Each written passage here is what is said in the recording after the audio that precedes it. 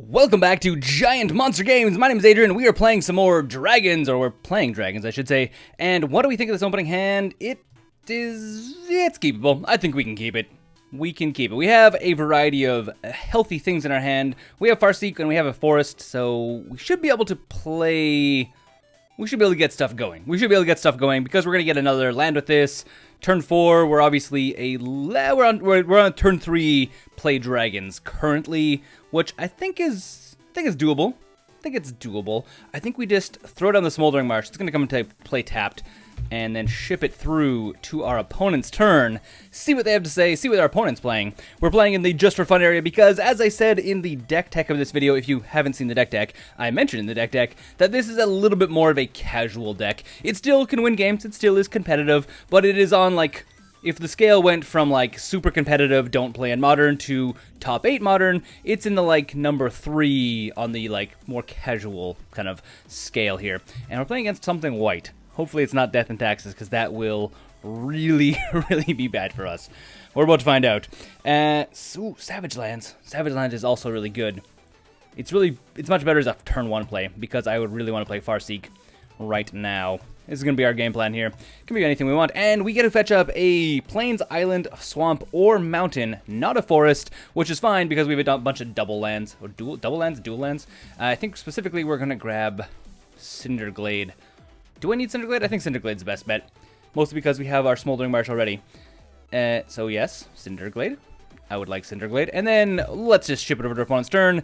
Next turn we could probably play Thunderbreak Regent. And we will see how that plays out for us. Depends on what our opponent's playing. That's going to be a big one. Because the thing is, if our opponent targets this guy, say Path to Exiles it still is going to do 3 damage to him. Which is a thing. We're about to find out. Ooh, that's interesting. Don't see this very often, so it might also be another budget build. What kind of budget build is it? It is a Manifest build? Oh my. I haven't seen a Manifest deck in a very long time. But it's very exciting. Very, very exciting. I don't think the Manifest kind of like Manifest thing. By the way, Manifest is when you play mana. It's not something that has Manifest. You take the top card of your deck, put it into play as a 2/2, and then you can pay whatever its mana cost of the card is, and actually play that card. So it could be an instant, it could be a sorcery, it could be a creature, it could be anything, and you can do it at instant speed, which is also really nice. So we really don't know what we're playing against, but it could be something interesting / scary. Now, here's another option. We could play Thunderbreak Regent, which is pretty cool. But I think we could also ramp even farther. And I think that's what we're actually going to do. So we're going to play these Savage Lands, because we're not going to play them this turn. And then we are going to just straight up cast Search for Tomorrow. So, whatever colors these want to be. And green, and we need to go fetch up red. Because at this point we have black sources, we have green sources, we need more red sources because red is our primary main color in this deck because everything is red, and a lot of things we can pay extra red to get extra value. So let's do that. Ramping out, turn 3, having 5 mana in play. Turn 4 we're going to have 6 mana, which means we're still 2 turns away from playing this guy. Having double this guy in our hand is really bad. He's really good at closing out the game. We want to draw into him 1 every single game, but we don't necessarily want to draw into 2. So, yeah, we only have 2 of them in the deck. Drawing both of them is unfortunate at best. So, yeah. Again, our other option would have been just to play the Dragon Skull Summit, play Thunderbreak Regent, and then next turn we kind of just burn our turn away. This turn we can, theoretically, we played 2 lands. We'll have a 3rd land next turn, so we can play Thunderbreak Regent. If we have more mana ramp, we can also do that. Okay, let's see what our opponent has. Our opponent decides to do what? Show me, opponent, what you're deciding to do. Our opponent is thinking. He's saying, what could he be playing? I'm assuming he's going to swing in for 2 damage. 2 free damage. Mind you, if we had a Lightning Bolt, we could just bolt it. We don't have Lightning Bolt in this deck, by the way, because I found in my testing that having Lightning Bolt was actually a bad thing. It never worked out as well as I wanted to, because I was like, I need to get rid of stuff, not just do damage. Because, I mean, once we start playing our creatures, we're doing a lot of damage already. I'm not worried about doing damage. I'm worried about killing stuff that we can't deal with. So, that is the current objective with what our deck is doing. So, opponent swings in for 2. We take 2. Nothing too big. 18. Not really that important. Our opponent stuck on 2 lands? Maybe? Maybe. It looks like he is stuck on 2 lands. He could be holding up Path. He could be holding up other stuff. See, there we go. Farseek. That's very fun. So we can play the forest, and I think we play the Thunderbreak Regent, and then we just play Farseek. So sure, red. We'll go like this. We still have all of the mana we could possibly need. Play Thunderbreak Regent. We have a 4/4 dragon. Whenever it becomes a target of spells or abilities, opponent takes 3 damage. Whenever dragons in general, so when we play this guy. And then I think we just throw out, because it's a sorcery, we have to play it on our turn, which is unfortunate, but it is a part of the game. So Farseek, and we will just go fetch up a Cinderglade, another one. No point in grabbing other basic lands because we have a bunch of... what's what I'm looking? Blah, blah, blah, blah. We have a bunch of other ways of fetching up stuff that can only fetch basic lands. So if we can fetch up a Cinderglade, we should just fetch up a Cinderglade. And then I think we just ship it to our opponent's turn, and we are, what, 1, 2, 3, 4, 5, 6, 7, 6, 7, 8. If we draw another land, which is possible, or we draw into more mana ramping, also possible, we could be playing this guy very soon. Doing 5 damage to our opponent's face is super fun, if you ask me. Opponent decides to play... What? Oh, he cycled. I was like, what did our opponent play? Yeah, he cycled the Scalding Grove. I actually really considered putting this in the deck as well. And thinking back, it might not have been terrible. Just because you can, if we draw it late game, we don't need the mana. We can always just cycle it away. But, I mean, they're a little bit more expensive because they're currently in Standard than these guys. So I kind of chose these guys. And these guys, technically, once we get to the like mid to late game, come in untapped anyways. So I'm also, that's why I play these guys. We have a lot of ways of fetching up basic lands, so why not? And I'm assuming our opponent doesn't swing in. Nah, our opponent decides not to swing in anymore, which is fine. We're probably going to start swinging for 4 every turn right now anyways. And Search for Tomorrow. Not the most exciting, but it does mean we got to play this guy next turn. So I think we just swing 4 to our opponent's face and then Search for Tomorrow. I mean, whatever, we're not going to die next turn no matter what. So I can just swing to our opponent's face. Our opponent let us go too long. I mean, turn 5, I guess that's not really that long. I mean, we are a mana ramp deck. Oh, actually, speaking of mana ramping, this is actually something I really wanted to point out because I've had a couple people mention like, oh, why aren't you playing this card? Or why aren't you playing this card? Specifically, when I'm thinking of why aren't you playing card X, Y, and Z, it's usually why aren't you just putting in a deck like this because it's a 3-color deck. Why aren't you putting Evolving Wilds in? And it's because Evolving Wilds isn't actually a mana ramp card. It's... How do I describe it? It is a mana filtering card is what it is. Where this is a mana ramp card. Because we play this, we get to go and fetch up a land. In this case, it's going to be another mountain. Because we don't really need more forests. We have tons of forests. So yeah, in this case, we ended up putting an additional land into play and getting more mana. So next turn, we are now ahead even farther. Like, come on, we have what? 1, 2, 3, 4, 5, 6, 7, 8. We have 8 mana, end of turn 5. Oh, he's going to path his own guy. Oh, he needs the land. Ah, I see. I was like, why wouldn't he path our guy? Because he needs the land. So yeah, so we're end of turn 5. We have 8 mana in play. We have 8 lands in play, which is ramping, right? We are now playing, we have more access to more mana sooner than filtering, which doesn't actually, and generally filtering doesn't really help you, especially if it's certain things like Evolving Wilds, you get rid of a land to get a land, so you're just filtering and you're actually making it so you're less likely to draw land, which doesn't really help out either. So again, card filtering is, or card, mana ramping is better than mana filtering, which is why we don't actually have any mana filtering in this actual deck. So our opponent is, I can actually skip through our opponent's turn. We're not going to do anything. So our opponent ends up just, what is this? Windswept Heath, gonna crack, fetch up something. Looks like he fetches up this guy. Neat. So it's the other version. It's the white-green version of this thing. Or this one. Both of them. So let's see what our opponent wants to do now. This is the next question. This is the pinnacle moment for our opponent. I feel like they kind of got short on lands. We've ramped out, and we're gonna start dropping bombs upon bombs upon bombs. Which, for me, is very fun. Very fun. Gideon. Who would have guessed? I bet you anything we're playing against the Gideon tribal deck. So creatures you control get +1/+1. Okay. Sylvan Caryatid's fun, but I think playing this guy is going to be more fun. The big thing is we can actually play this on our opponent's turn. So I think we have, what is 1, 2, 3, 4, 5, 6, 7, 8. So I think we're actually going to play this on our opponent's turn, and this turn we're just going to swing in. gonna swing it with Thunderbreak Regent, do 4 damage to our opponent's face. Why not? And then see what they do, and then on their end step, we're actually gonna play this guy, which, yeah, it's gonna surprise our opponent, because it has Flash. We can play it on at instant speed.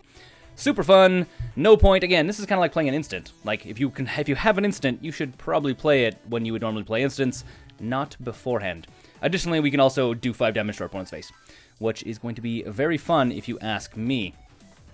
What does our opponent do? Opponent has 6 cards in hand. They are stacked on the cards they have. So let's see. What does our opponent decide to do? What can they do to come back from this? That's my next question, actually. More what I'm actually interested in. So, oh, Mirror. Becomes a copy of target artifact, creature, enchantment, or land until end of turn. And that's anything, right? It doesn't have to be... Huh. Okay. So, I guess I go like this. I pay all the mana. I think our opponent's going to scoop after this, actually, because I'm going to make this guy, I'm going to drop this guy into play, do 5 damage to our opponent's face, which becomes quite fun. And our opponent's not going to see this coming, so we're going to do this, 5 damage to our opponent's face, then he's going to say, oh, well, I'm just going to become a copy of this next turn when I attack in with stuff, preventing him from dying, and then we're going to play a second one and bolt it, or bolt our opponent's face, one of the two. It's going to be a grand day. It's going to be a good day to play Magic the Gathering, needless to say. So this can target our opponent's face. Yep, that's it. I guess we can actually divide it up. That's the other thing. We can divide it up amongst any number of creatures or players. So if you had a bunch of creatures, we can be like, bing, bing, bing, everything goes. Like a fire sale, everything must go. And what do we draw? Terminate. Also very handy. Well, let's go to combat, swing with everything. Our opponent will probably make this guy into a copy of this thing, and then we will probably just terminate it, I guess. We're going to find out. If not terminate, we're going to blow up their opponent's face with this thing. Because we're friendly like that. We like to do games of Magic that do funny things. So it's a combat attack phase. Opponents deciding what they want to do. This is where they have to now... this is where they have to convert this guy to a creature if they want to do that. See if our opponent wants to do it. I see what our opponent's doing now. It looks like we're playing against the Gideon tribal deck with a couple extra neat things going on. Specifically the mirror. Oh, our opponent decides to scoop it up. I guess our opponent said, next turn I don't have anything anyways. So we're going to sideboard. Interesting. Our opponent, guess they knew they didn't have anything. And here's the next question. What do we need to put in against this deck? I'm kind of thinking that Dragonlord... Actually, no. Dragonlord Kolaghan is amazing. Because whenever he plays a creature or a planeswalker, if we're playing against the Gideon tribal deck, that's going to be really good. Molten Steel Dragon, you can come out. You're fun, but not going to be fun enough. And same with... actually, you can stay in. And what we need to put in, this is the next one, is going to have to be Destructive Revelries, I think. Destroy Artifact or Enchantment. I think that's what we put in. Do we put Destructive Revelries in? It's either that or Slaughter Games. Slaughter Games, we can name one of the Gideons and get rid of it. I think we're going to go with Destructive Revelry. I think this is the way we go. And what else is it doing? It also is technically playing creatures, but I don't think Pyroplasm is going to be enough to get rid of them. Technically. Let's throw in a single Pyroplasm just to be safe. See how that pans out for us, and then ship it back to our opponent's turn. See how this plays out for us. Our opponent most likely is going to play first, because that's kind of the way all of this kind of stuff shakes down when you lose a game, especially against dragons. And this is a really bad opening hand. The one thing about this deck, yeah, by the way, so I was talking before about how this is a little bit more of a casual deck, which is not, there's nothing wrong with that. By the way, when I say a casual deck, I'm not saying, like, don't play this deck, it's not very good. I'm saying it's like, there's things about this deck that just don't work well on a budget, so it kind of has to be more casual. And one of the big things is we just don't have the mana base. We just don't have a way of making the mana base work. So we kind of have to sometimes just mulligan hands that seem like they could be okay just because we don't have the proper mana base. This, on the other hand, is definitely keepable.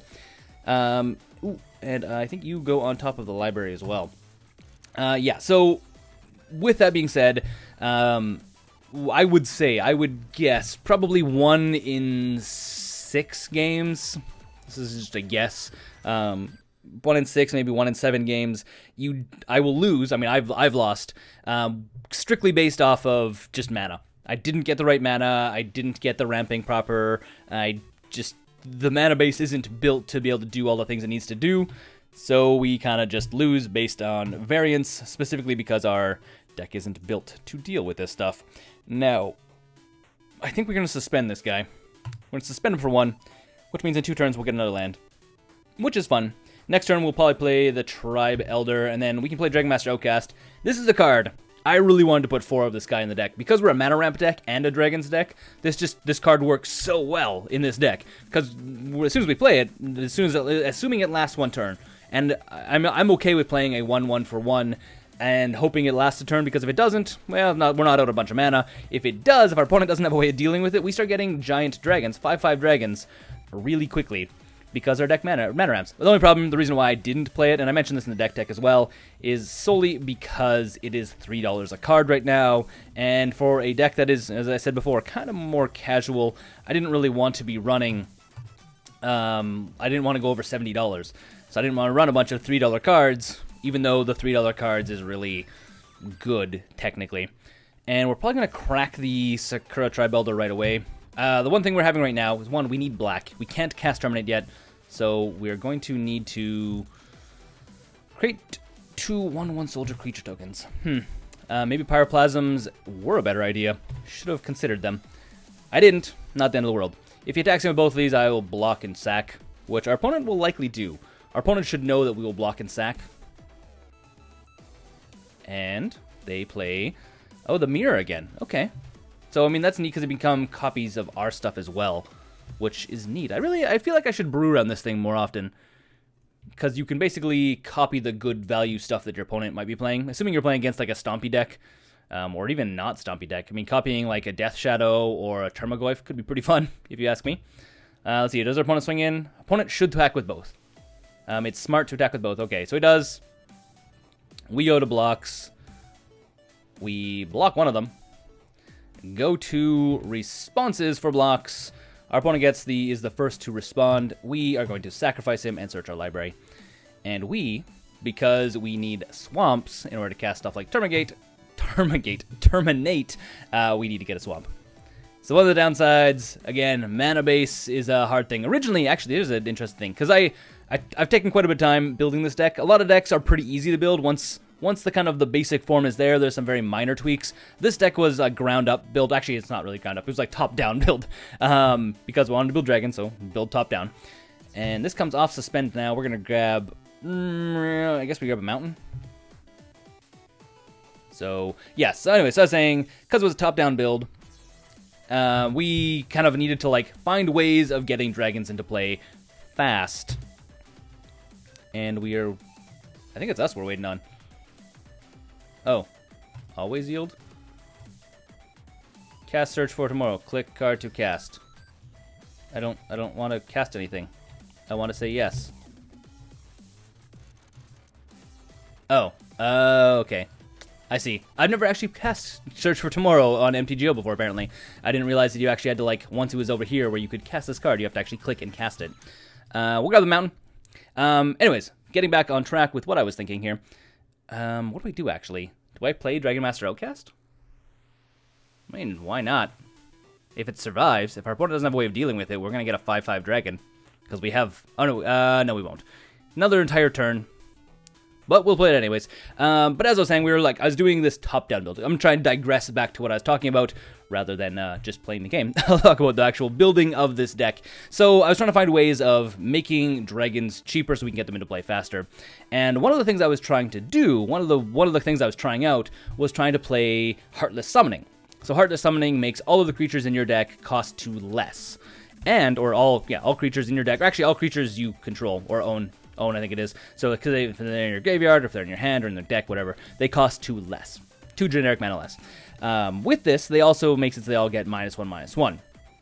Now, this was fantastic because things like this guy now cost 6 to cast, not 8, which was really cool.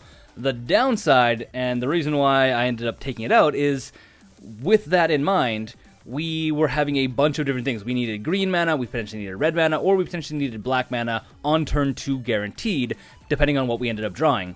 And in a budget deck, that's just impossible to do. It's really hard to guarantee you have X, Y, or Z mana on turn 2, and we're obviously not going to block this.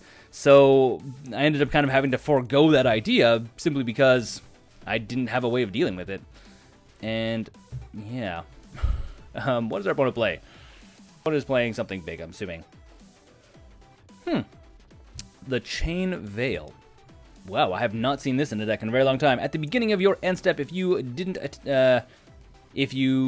activate a loyalty ability of a Planeswalker, you lose 2 life. Okay, so he has to be activating loyalty counters, so we are playing against the Gideon tribal deck. For each Planeswalker you control, you may activate one of its loyalty abilities once this turn, as though none of the loyalty abilities have been activated. So he gets to be able to basically do the loyalty abilities twice each turn, assuming he pays 4 mana. So that's neat. And he's going to lose 2 life because he doesn't have a Planeswalker in play, which is the thing. Thunderbreak Regent seems like a pretty fun card to play right now. And I think we go this way, then we can still hold up Termagate. Termagate! That's a new card. It's a cross between a Tarmogoyf and Terminate. Yeah. And I think we swing to our opponent's face. Might as well. I mean, he has no way of casting anything. Might as well swing with Dragon Master Outcast. He needs to path that next turn, by the way, which technically doesn't help him out very much. So, because next turn, assuming nothing happens, we actually get to get a dragon, which is going to be very, very fun. And we're still a good couple mana away from this, because we're what? We're sitting on 6. We need 2 more mana. We are a ways from casting this guy again. But if we do manage to cast him, it's going to be fantastic. If we don't, it's not. So, yeah, this has been the design of this deck, by the way. It was a really fun deck to build, but there was a lot of learning. Again, most decks I play, or most decks I'm working on, I, like, take a week building them, take a week playtesting them, maybe 2 weeks playtesting them so I can make changes and stuff. Oh, Thunderbreak Regent, that's neat. And then, once I do all this, and then I actually build them and put them together, put the videos together, and you can tweak them. But this one I took a lot longer. This deck's been in works for a good month and a bit, solely because I was like, how do I deal with this? By the way, we're gonna terminate this thing right now as soon as he attacks in with it. What does he play? Oath of Ajani. Okay, well, let's terminate this guy. Not that it's gonna make any difference, but I mean, we might as well terminate it. We're going to take 3 damage, which is unfortunate, but it's a thing that happens. And these creatures are going to get a little bit bigger, which is fine. And his creatures get a little bigger, so we're going to, if he attacks in, we're just going to chump block. Oath of Ajani, again, you don't really see played very much, but in the Gideon tribal, especially a green-white Gideon tribal, I can see it being pretty good. Originally, when I saw this card, actually, here's an interesting tale for you. When I originally saw this card, I was like, this card is super OP. It makes Planeswalkers cheaper. It makes creatures bigger. This is going to break the format. People are going to use this and just abuse it, and it's going to be goodbye. And it hasn't. It has barely made a splash at all. So, does our opponent attack in for 2? Probably not. I don't see why he would. Oh, he does. He does decide to attack in. That's neat. Well, I have a 4/4, so I'm not too worried about blocking at this point. So, we go like this, I guess. Kill one of his guys. He still gets 2 damage in, which is good for him, I guess. And then I guess we go to our turn. We get a 5/5 flyer, which is going to be super fun. Super fun because he hasn't found a way of dealing with Dragon Master Outcast. So we're getting value. Value Town. Always yield. Thank you. Give me my 5/5 dragon, please. And Farseek.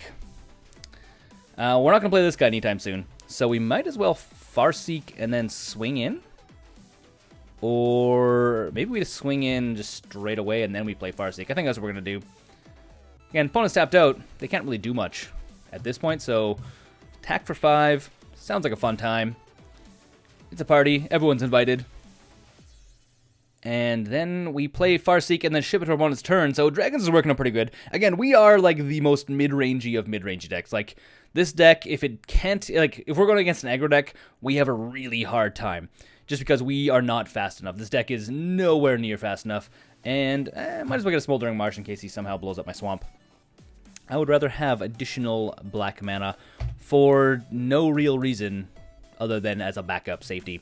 Mostly because, again, we don't really need green except for like the beginning of the game where we're doing our mana ramping stuff, which is all green. And then red is most of our dragons, and then black is Terminate and a couple dragons. We haven't seen any of them, but you can see them over here. There's a bunch of different stuff. We have both of the Kolaghans need black mana. They are our splash in black. Also, because we're splashing black, we can do Terminates, which is super fun. And then in the sideboard, we have Slaughter Games and Duress, which are kind of our budget Ooh, Nissa.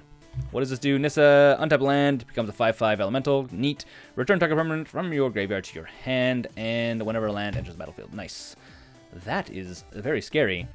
And he's probably going to just +1 it, I would guess. Either that or he's going to return mirror. One of the two. Would be my guesses. Mind you, I don't see how our opponent doesn't lose the game at this point. Oh, our opponent sent that message. What is it? Is it GG? GG, opponent. Thanks for playing. It's been fun. Glad to see the Dragons is having fun times. Okay, until next time, my name's Adrian, this is Giant Monster Games, and don't forget to game like a giant monster.